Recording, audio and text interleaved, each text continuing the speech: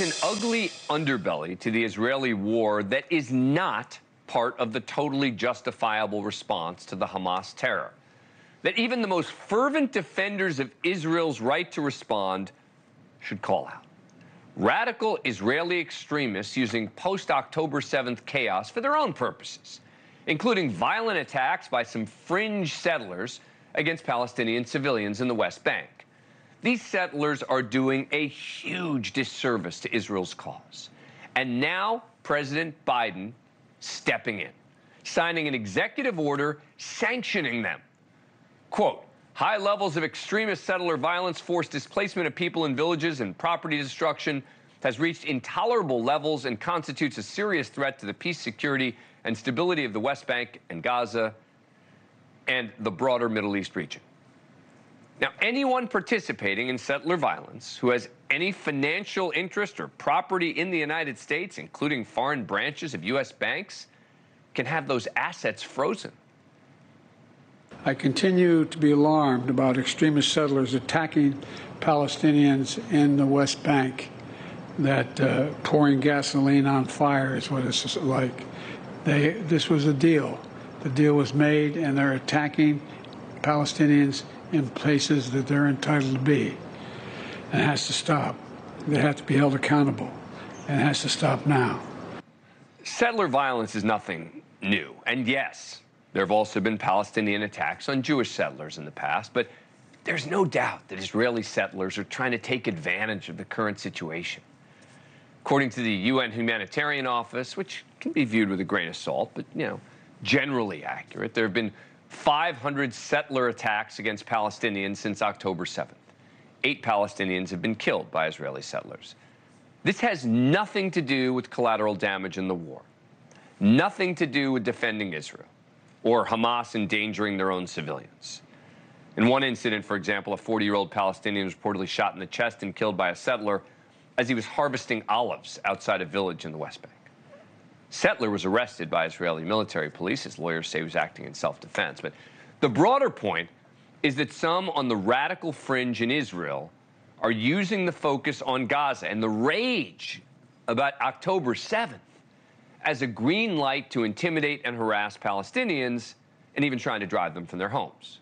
Now, of course, there's no comparison between the October 7th attack on Israeli civilians and a small group of radical Israeli settlers killing Palestinian civilians for vengeance. But these settlers, they don't want peace either. I'm glad when I see Israel dispensing some justice for these radicals and think President Biden deserves credit, not scorn, for the executive order calling them out and threatening anyone who helps them. Joining us now is Joel Rubin. He served as Deputy Assistant Secretary of State in the Obama administration. Thanks very much for coming on the program. Appreciate it. So what practical effect could this executive order have? Dan, it's great to be with you. And look, this executive order right now is addressing an immediate threat, which is that settlers are committing violent, extremist settlers, as you point out, against Palestinians in the West Bank. And so for those 4 who were sanctioned by the United States and by our Treasury Department and our State Department, their bank accounts are frozen. They can't touch their assets if they have any assets in the United States. And that is a vice that is not going to let loose. In addition to that, visas are blocked.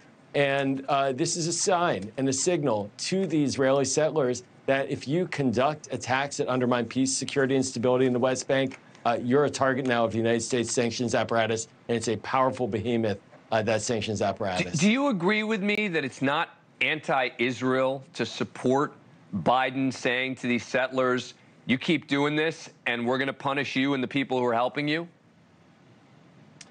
You know, Dan, I think it's pro-Israel, the position that the president's taking, and I'll tell you why. Settlers on the extreme pose a strategic threat to Israel's ability to have a long-term peace agreement with the Palestinians, and that is the best way to secure a two-state solution and long-term peace and security. They are essentially engaging right now in vigilante justice.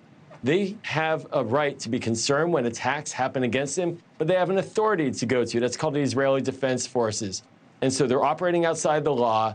There have been too many attacks, and the president correctly has decided that to make sure there is a long-term potential for peace and security there, that the United States is going to sanction those who are conducting attacks outside the law. Because if you want to give anti-Israel folks ammo, boy, the settlers provide quite a bit of it. Thank you for watching. Go to newsnationnow.com to find NewsNation on your cable provider. And don't forget to click the red subscribe button below to get more of NewsNation's fact-driven, unbiased coverage.